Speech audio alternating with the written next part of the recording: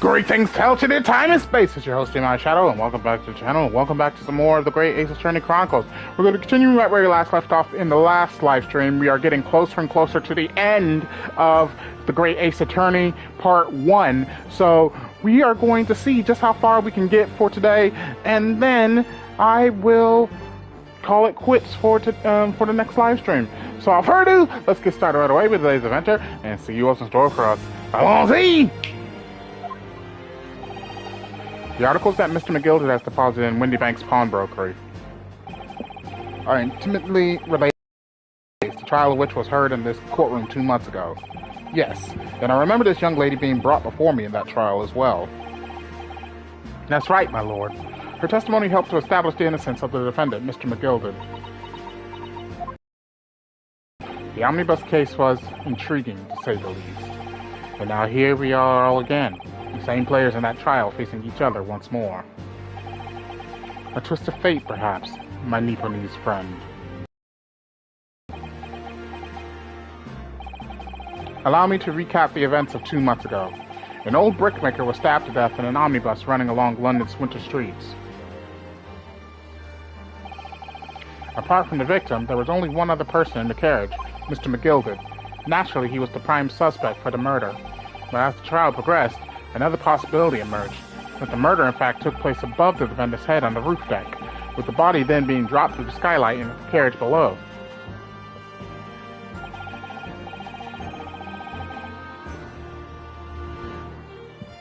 It was Miss Lestrade whose testimony brought that possibility to light.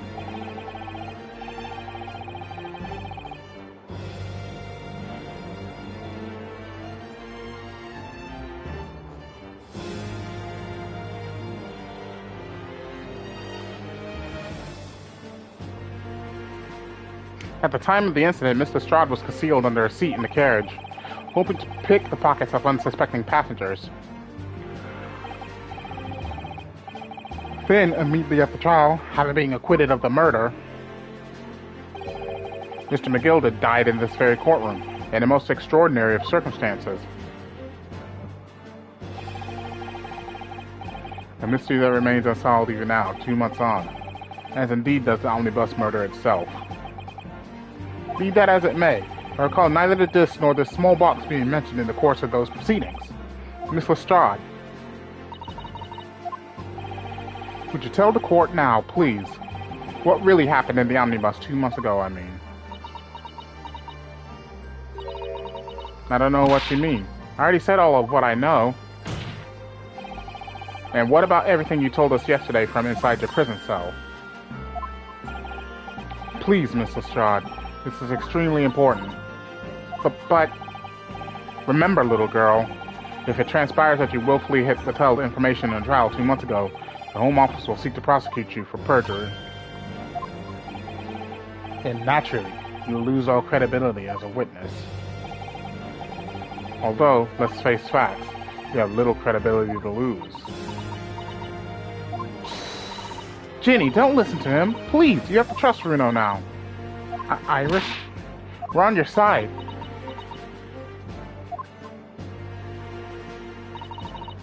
Alright then, I'll talk. It's the right choice, Gino. Well, it would seem that my learned friend is hell-bent on bringing the entire courtroom down about his ears. So be it. I must confess that I'm struggling to understand what on earth is happening here. However, it would appear that Mr. McGilded's pawned articles in that extraordinary case of the omnibus harbor secrets of which we have been hitherto unaware. So, Miss Lestrade, you will now give your testimony before the court about the events of 2 months ago. You will reveal the truth, a commodity sorely lacking. This is it then. Everything's going to come out, like Van Zeek said. This could bring the whole courtroom down about my ears, but as a lawyer, I'm prepared to take that risk.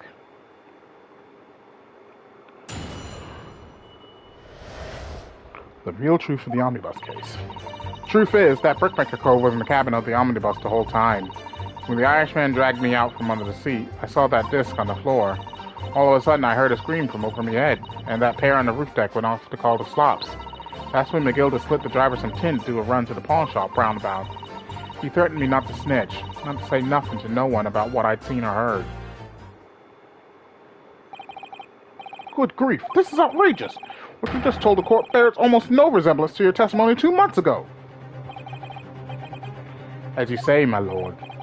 Then there's every chance I may have educated an error in McGilda's trial. It sounds very much to me as if the man deliberately deceived this court in an effort to cover up the most wicked of schemes. Without doubt, your lordship is correct.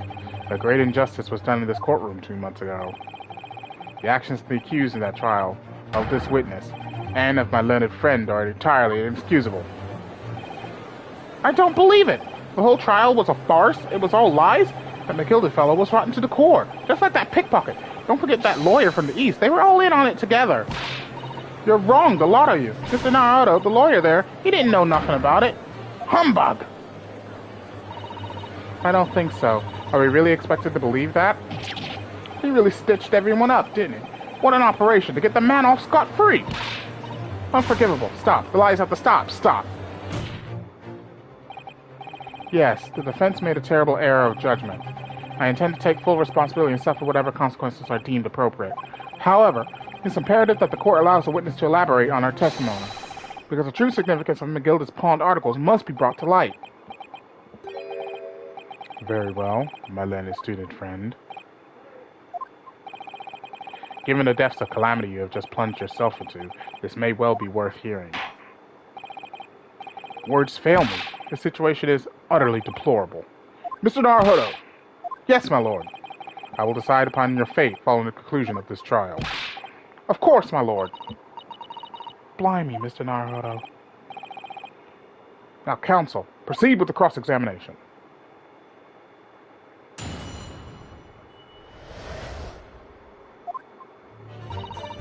Truth is, that Brickmaker Cove was in the cabin of the omnibus the whole time. And you were hiding in the cabin at the time as well, weren't you, Mr. Strahd? If I remember rightly, in the storage compartment underneath one of the seats. Yeah, that's right. It's pitch black under there, so you can't see nothing at all. What are these two doing? Is there something you'd like to share with the court, Inspector Gregson and Mr. Graydon? Inspector! Mr. Graydon! What? Blimey, you trying to give me a heart attack? You have been whispering to each other for quite some time now. Tell us, what is the discussion about? Discussion? With this fella? Pull the other one, Sunshine. You think I've got anything to talk about with a shady gent like this? And I have nothing to say to this uncouth detective after he deprived me of that disc that was rightfully mine. But they've clearly been talking the entire time I've been cross-examining Gina. It's as if they've been negotiating. Interesting. You will kindly refrain from talking amongst yourselves while the witness is giving testimony. Yes, sorry, my lord. What were those two talking about? Mr. Strahd, continue with your testimony, please.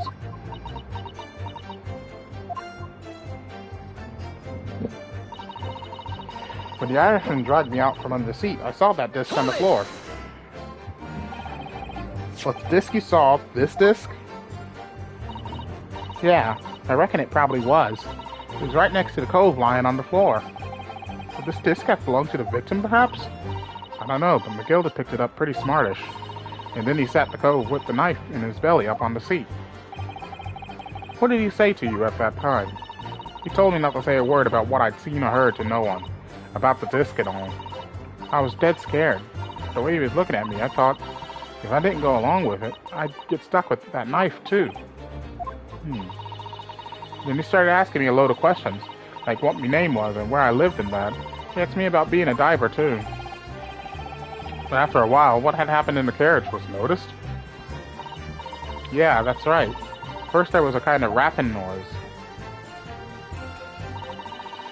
All of a sudden, I heard a scream from over my head, and that pair on the roof deck went off to call the slops.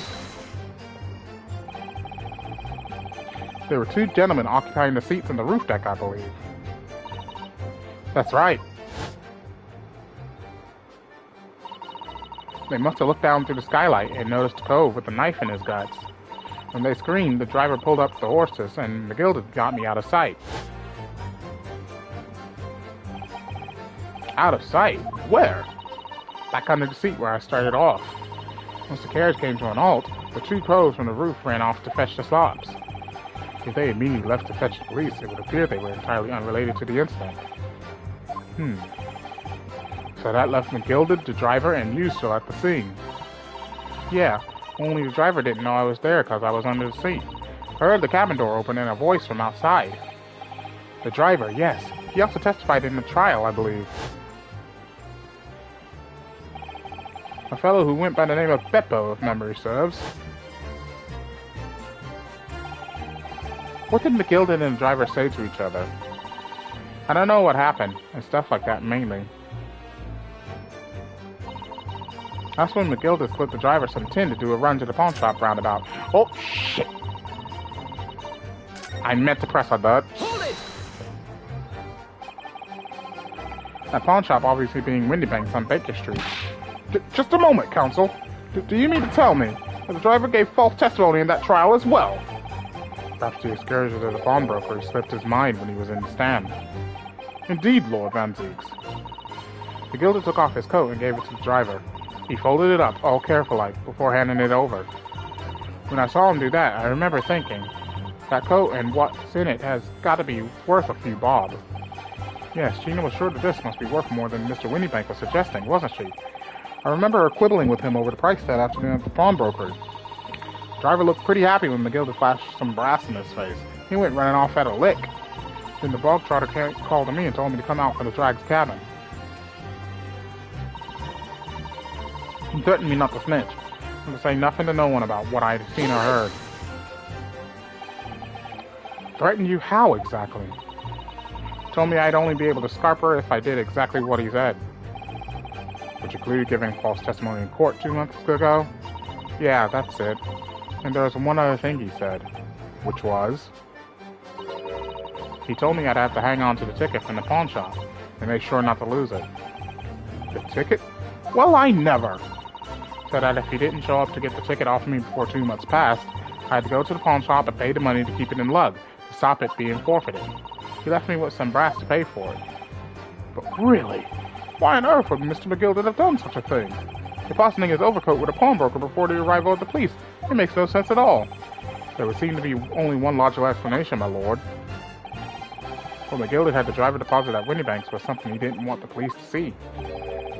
Something very important that he needed to hide at all costs. Anyway, after that he let me go, so I legged it before the copper showed up.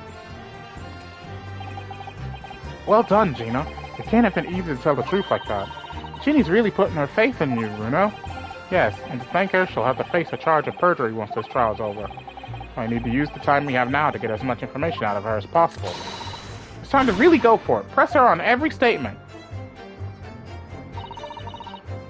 Alright, now we can press this, because the one thing that caught my attention was that Graydon and Gregson were talking to each other, so now I can see what she had to say about this. If I remember rightly, in the storage compartment underneath one of the seats? Yeah, that's right.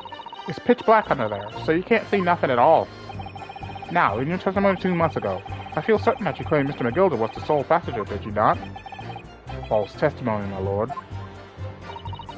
That's what he told me I had to say. But it's important that you tell us the truth now. Were Mr. McGilda and his victim acquaintances? I don't know. But I did hear him talking a lot. What were they talking about? Well, I couldn't hear too well, but if I had to say, I think it was about money or something. They kept talking about buying and not buying. Perhaps business dealings of some kind. Well, anyway, they got louder and louder. It started to sound like a proper fight. I was pretty scared by then. I hardly dared to breathe, and then, all of a sudden, I heard a noise like someone keeling over on the floor. It was blooming loud and all. And I believe you let out an involuntary scream. Yeah, that's what gave me away. Thank you, Miss Lestrade. Thank you, Counsel. I've heard enough. I believe we now have a reasonable understanding of what actually transpired on the omnibus.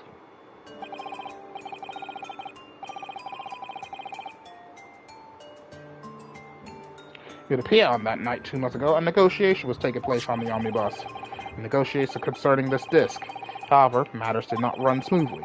When the parties involved began to quarrel over price, Magilda took what he wanted by force, at the expense of the other man's life. Which proves my point. The disc is clearly extremely valuable in some way, although I don't understand why as yet. And 2 days ago, precisely 2 months after the omnibus incident, Magilda's coat and its contents were due to be forfeited. I didn't know what I should do with the ticket. I mean, the Cove died right after his trial. I knew that. So you decided you would try to claim the articles as your own. Well, why not, eh? They were only going to be forfeited. Why shouldn't I have got them? Anyway, you can't blame me for thinking about it. Thinking ain't no crime. Mr. Strahd, it appeared Mr. Magilda was prepared to kill in order to take possession of this disc. Do you know why that would be? Eh? I ain't got a clue. But I reckon it must be worth a fair bit of brass. He was probably going to sell it. And you can't blame me for thinking that. Thinking ain't no crime. My lord! The evidence your lordship requested has been located and is ready for the court's inspection.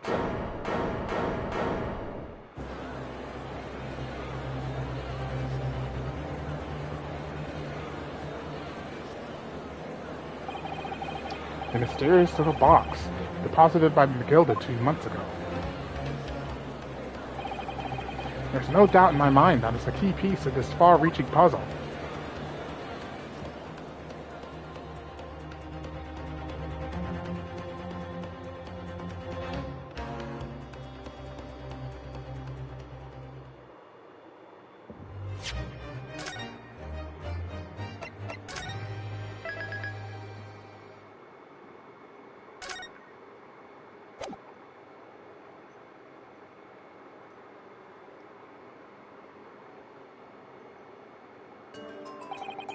So this is the article in question, is it?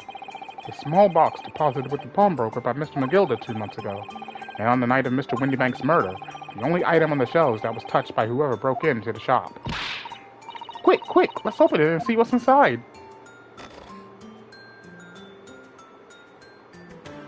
It's a music box. Good gracious, this is no ordinary box, it seems. Wow, although in truth, I had an inkling that might be the case. It would appear that the box houses a miniature music box movement. Then, is it too much to expect? I think it would be reasonable to assume that it is a device for the playback of this disc, my lord.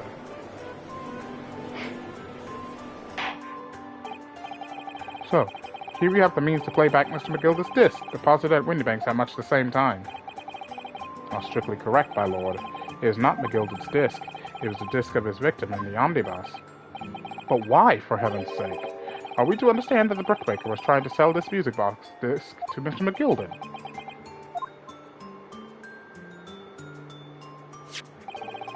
I believe the answer will become clear if you listen to the music on the disc, my lord. Yes, very well. Let the court now listen to this curious disc at last. Wait, my lord! Good grief! What is the meaning of this, Inspector? The music box and the disc are, well, they're unrelated to the case. No need to spoil the somber atmosphere in the courtroom with some silly bit of music.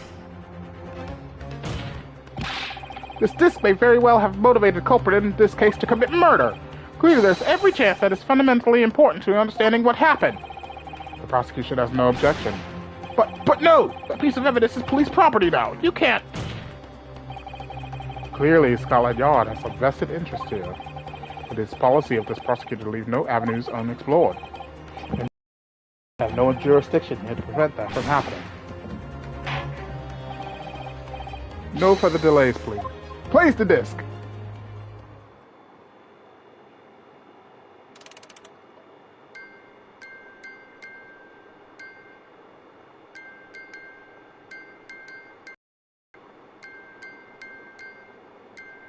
That's not music.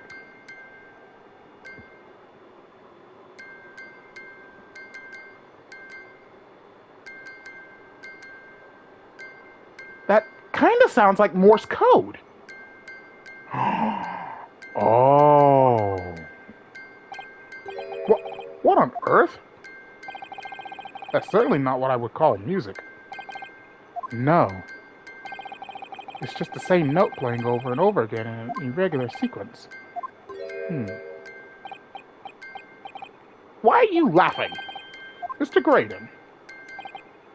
This really is priceless. After all that, the music box is broken. Broken? It can't be, can it? Well, obviously. In fact, I wouldn't be surprised if the officer said to fetch it didn't drop it on the way back to the courtroom. Well, with much regret, I feel the court must accept that this music box offers little in the way of clues. Are you ready to move on, counsel? Come on! Yes, alright. It does sound as though it's completely broken, but is it? Will this music emanated from the music box possibly be a new clue? Of course it's a clue! I believe that it could be relevant, my lord. Good lord! But how can it be? It's an abomination, counsel. Mere noise. I fail to see how it could have any meaning whatsoever. It does sound strange, I agree. But there's one thing bothering me. While Graydon stands there chortling victoriously, the inspector beside him has a rather telling expression on his face.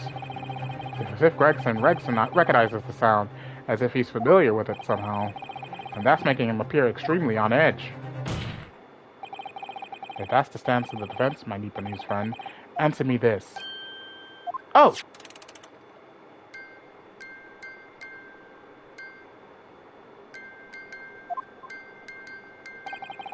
Just what relevance do you propose this woeful chiming has on this case? It's the defense's belief that the sound emanating from this music box is not supposed to be music. Just because this is a music box, it doesn't necessarily mean the sounds we're hearing are music. Look at that. A smile vanished from Graydon's lips as soon as I said it. I'm on the right lines here. I must be! Heh! Making deductions based on how people react to what you say. You're acting just like Hurley, Bruno. The sounds we're hearing aren't necessarily music? Well, now that you told us what they are not.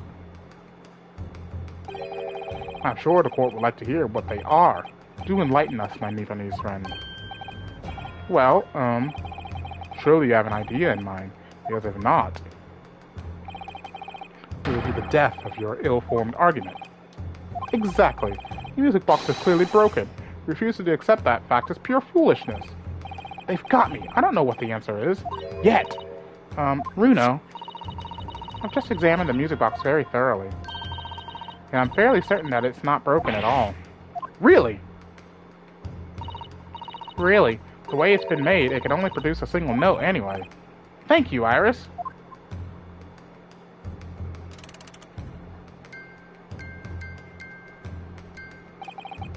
Alright, well if the music boxes are broken, it must mean that the sounds it's producing have some significance that isn't musical.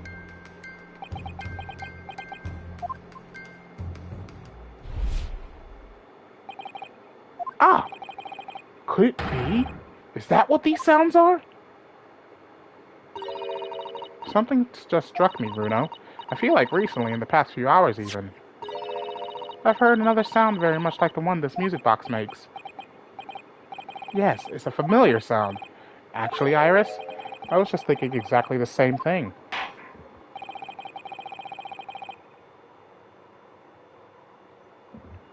I'm going to have to press the defense for an answer. If your assertion is that the sound produced by this music is not in fact music at all, then what the devil is it, counsel? All the evidence we've seen so far, all the testimony we've heard, it's all pointing to one single answer now. The prosecution demands that my learned Nipponese friend presents proof now. Tangible proof of this latest wild speculation. Alright then.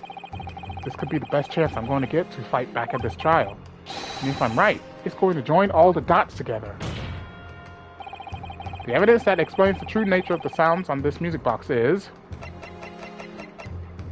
Take that! Obviously, it's this! I'm afraid to say, counsel, that you were being rather optimistic with that leading, obviously, there. What? If I'm honest, as I thumped my hands down just now, I had an inkling that it was going to hurt me more than the bench. Wait, I'm wrong? Well, at least one of your inklings was correct then. Ah, don't tell me I have to examine the newspaper. Drat! The rhythmic tinging sound the music box makes is definitely familiar somehow. It's almost like some sort of code. The question is how to show that the tinging sound has a connection to this case. Alright. I need to examine it.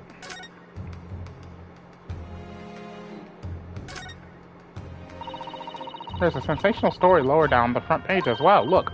Ministry mole. Classified secrets may have been leaked overseas from Ministry of Justice. For a 10-year-old, Ira certainly has her finger on the pulse of world news. It's about secret communications between Great Britain and its allies.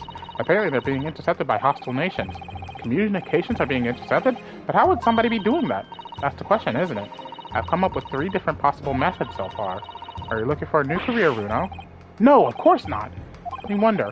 Perhaps this is what Lord Strongheart was talking about yesterday. Yes, it could be, and it could explain why he has Gregsy running from pillar to post at the moment.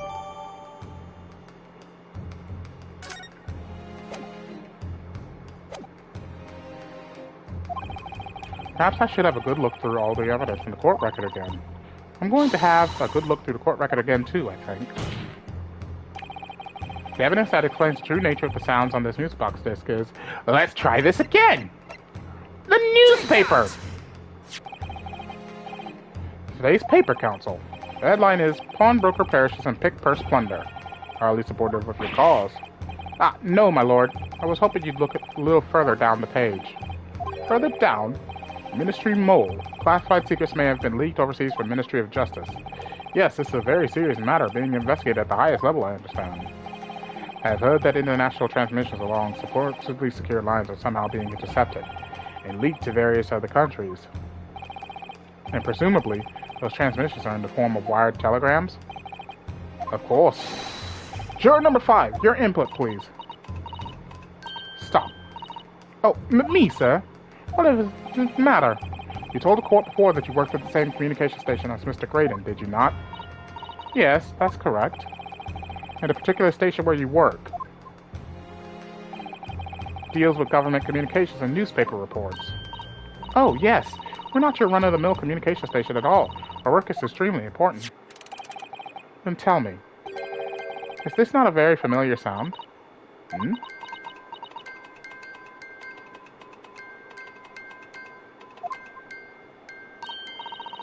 You don't mean to say. Is it? That's right, madam. It bears more than a passing resemblance to the sound made by your telegraph machine as you tap it. I believe it's called Morse code. But I don't believe it! Now correct me if I'm wrong.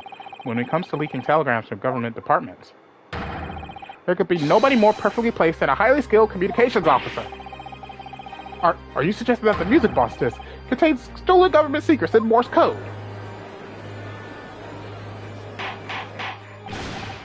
Order! Please, everyone, order! But this is high treason, Council! Deserving of capital punishment!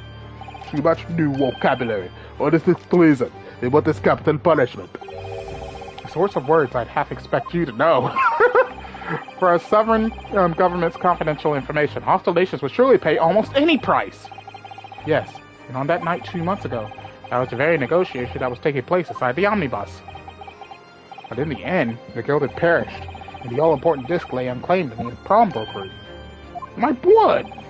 In which case, whoever stole that information in the first place must surely have been beside himself with worry, because if the disc were to be discovered before it found its way out of the country, it would reveal an act of high treason punishable by death. So the culprit had no choice but to retrieve it, and in order to do that, he would have to gain entry to the pawnbrokery illegally in the middle of the night. Because the article left behind by Mr. McGilden would incriminate him too much if he got into the wrong hands. Isn't that right, Mr. Graydon? You think I've been stealing government secrets? Preposterous! Absolutely preposterous! So in response to the defense's accusation, you claim complete innocence, do you? Well, of course I do! I've had to stand here in silence while that pretentious foreign lawyer has been prattling away! Then by all means, counter the charges, sir. The prosecution demands the witness testifies in response to the accusations brought by the defense. Delighted, I'm sure. The witness is reminded that the crime under scrutiny in this trial is the murder of the pawnbroker, Mr. Windybank, that being a most flagitious offense for which the law of this land sanctions a capital punishment. But the heinous act of high treason is no less serious a crime. I urge you to bear that in mind as you testify, Mr. Graydon. So then, let us proceed. You may... What are these two doing here? You gotta let us have a rabbit in pork here, Governor. We got things to say. I beg your pardon. Who do you think you are? Name's Nash Skulkin. Occupation is professional baddie. Name's Ringo Skulkin, but we ain't baddies enough to sell out our motherland. That's right. You what they call the Three Skulkin brothers. He's not your brother. Bad timing, fellas. Very bad timing.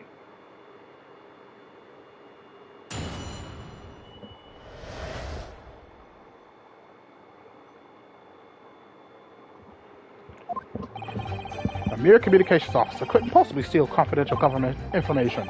Besides, the sounds produced by that music box aren't even Morse code. It was some low-class brickmaker negotiated with the Gilded anyway, was it not? I have no relation to the man. Look, all we done is break into the gas the other night like what told us to do.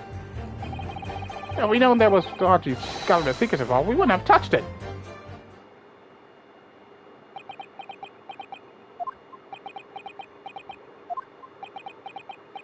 They're all silent. Mr. and Mr. Skulkin. One Mr. will do, Governor. What's up? Do I take it that you now admit to the crime? Now, on the night in question, you did indeed gain entry to the premises illegally. And moreover, you did so as a party of three, in collaboration with Mr. Graydon here.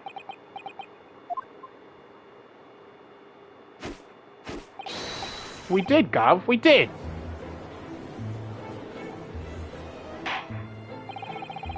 Quiet down, please. What say you to that, Mr. Graydon? I have no idea what these two ruffians are referring to. You little rot, getting us mixed up in all this monkey business. You never said nothing about no government secrets. It was supposed to be a straight-up job. And what about the geezer whose shop it was, eh? Poor bloke didn't have to die, did he? Ah! Nice to know who your friends are. Whatever these men say, I deny the accusations. Indeed. Well, I certainly wasn't expecting this little music box to become so significant in proceedings. However, as it has, I'll admit it to the court into the court record as evidence.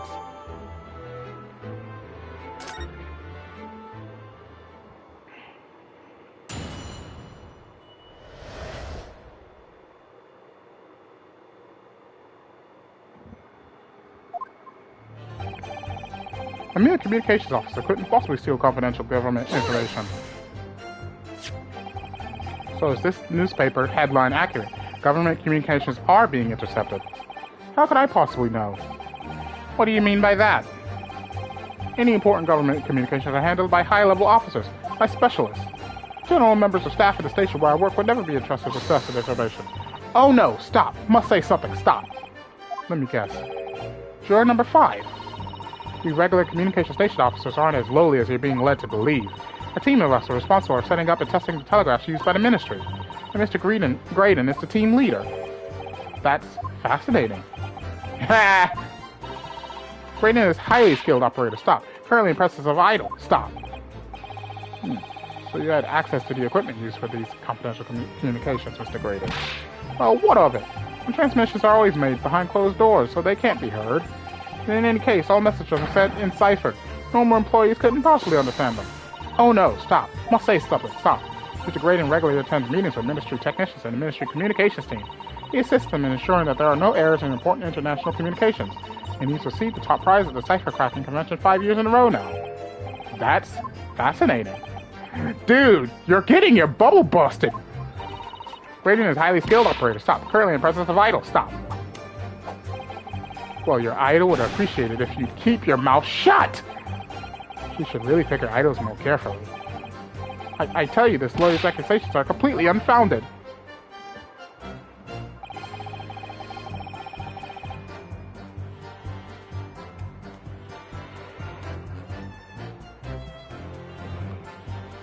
Besides, the sound produced by that music box aren't even a Morse code. They're not. To anyone with a brain, that would be blatantly apparent on listening to that music box for even a few seconds. Of course, of course. Surely it can't be that my learned friend is unfamiliar with Morse code. Ouch, he looks genuinely shocked at my ignorance. I will be more than happy to demonstrate the basics for you, sir. A lesson here in court. Morse code is a continuous series of two distinct tones. Tones, you say? Yes, a short dot and a long dash. By combining those in different ways, you construct letters. I see. For example, this is A. And this is B. But when you listen to the sound produced by this music box, you only hear one tone, don't you? But it sounds so similar. The rhythm of it is the same in everything. But there's no discernible meaning to this apparently random sequence of sounds. So your assertion is fundamentally flawed. This is not Morse code. No! And he's laughing. Really, you shouldn't be so surprised. What did I tell you? That music box is nothing but a worthless piece of scrap. Perhaps you might consider studying your subject matter before casting aspersions in the future. Stop. Nothing to say, but stop. Oh, it's so frustrating, isn't it? Iris, I mean, if the government secrets were somehow being leaked using the music box, so many other things would slot into place so nicely. Could there still be something I haven't considered? Would it really be impossible to use this music box somehow to play back Morse code? Let's give it a try. There's still every possibility that this music box was instrumental in the leaking of government secrets. That's the belief of the defense. Objection!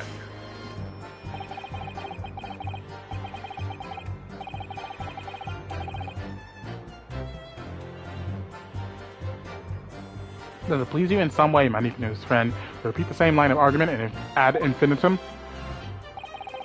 It has already been established that to be Morse code, two tones are required, dots and dashes. Yes, I'm well aware of that. Then what? Well, it would appear the defense has a hypothesis to put forward. You'd better present your idea at once, counsel. How do you propose that this music box, which appears to produce only a single tone, could have been used to decipher secret messages in Morse code? Oh, hello. That's a button. Oh, what is it, Bruno? I've just noticed something about this music box. It looks like the bottom of it opens up as well. Ah, you're right. Well, come on then. What are you waiting for? Let's open it. All right then. Here goes. It's a double compartment music box. Look at that. There's another movement on the underside. So does that mean you can set another disc to play back on this side? Yes, I think so. And it looks like the two movements are linked together. They're linked? So if you had two discs, they would both play back at the same time. Got it!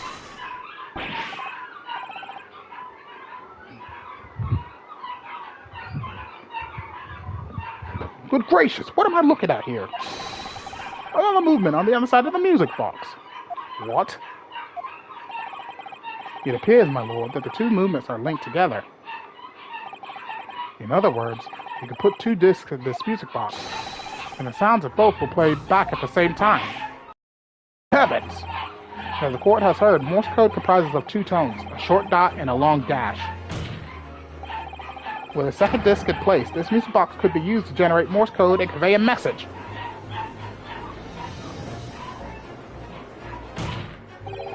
This is beyond a joke. I'm sorry. This poor excuse for a lawyer has absolutely no evidence to support his claims. Well, of course, if my learned friend were able to present the court with a second disc, that would be another matter. Well, I can't at the moment.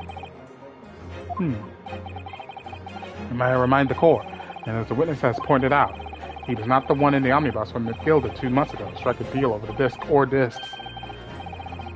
Indeed, that was Mr. Mason, the brickmaker. Exactly! I had nothing whatsoever to do with it! Though it has holes, I must admit the argument presented by the defense has much promise. I believe the cross-examination should continue.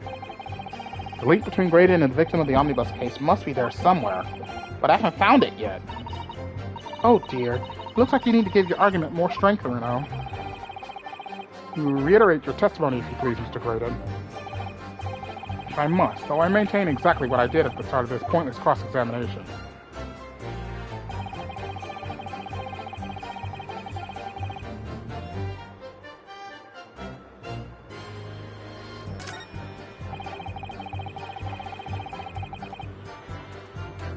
Hold it!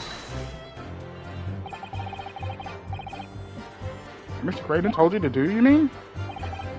That's it, yeah. Who else, eh? Silly me thought he was just popping over for a natter after all them years with the rudder had a dodgy job for us. Hey, Ash? Let me stop you there, Mr. Skulker. After all the years, you say? Do you mean to tell me that Mr. Graydon is an acquaintance of yours? We're the sociable kind of baddies, you know? Sure, let's say Graydon's an old China. Excuse me!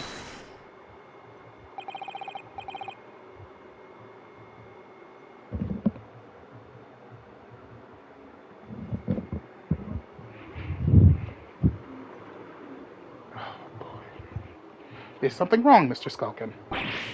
Eh? No, the other Mr. Skulkin. What? Who, me? When your brother was testifying just now, he said something that seemed to cause you to react.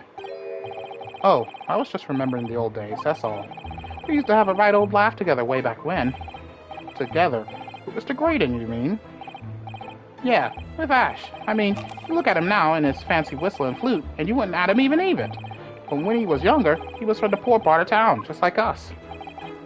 Is that so? But he was always a leery one. He had the brains, he had the savvy, but was coming up with ideas like what would never have gone through our heads. Poor blimey, ain't that the truth? Remember Milverton and Skulkin's milk run? That was a corker, eh? Save it until after the trial. Your reminiscing has no place in this courtroom. And neither does your fruit. Boy, the geezer asked us a question, didn't he? And we was answering. Yeah, we ain't done nothing wrong. Nevertheless, the court is not prepared to accompany you on your trip down memory lane. Counsel, can we turn our attention back to the testimony, please? I don't know. Could that sentimental story be relevant somehow? Let's add it to the testimony.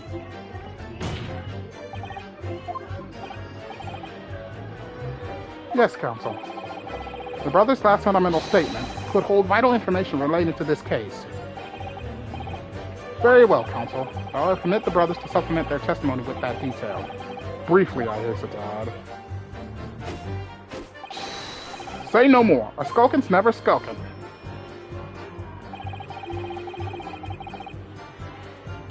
And with that, I think I'm going to end the live stream here for today. I'm thinking I'm going to break up this last part of the trial into 2 parts because I know this should be the end of the trial, so I'm going to break it up into 2 parts and then we'll finish it off in tomorrow's Let's Play. So, thank you all for watching. If you enjoyed the Let's Play, please leave a like. Don't forget to subscribe. Don't forget to check out Mother Always Need Our page or click a link in the description below to achieve your dream being my God, I believe a kiss or 2. You're more just wanted. And of course, don't forget to click that little bell button if you wish to be notified whenever I upload a video or live stream to my channel. And most importantly, if you wish to see a Let's Play done, you can do so by checking out my playlist section. All my videos are there archived for your viewing entertainment, so you can watch Let's Plays like God of War, Batman Arkham Knight, Final Fantasy 15, and many, many more. Thank you all for watching. It is always your host, Tomoya Shadow, saying along Z, and I'll see you for the next adventure. Goodbye, everyone!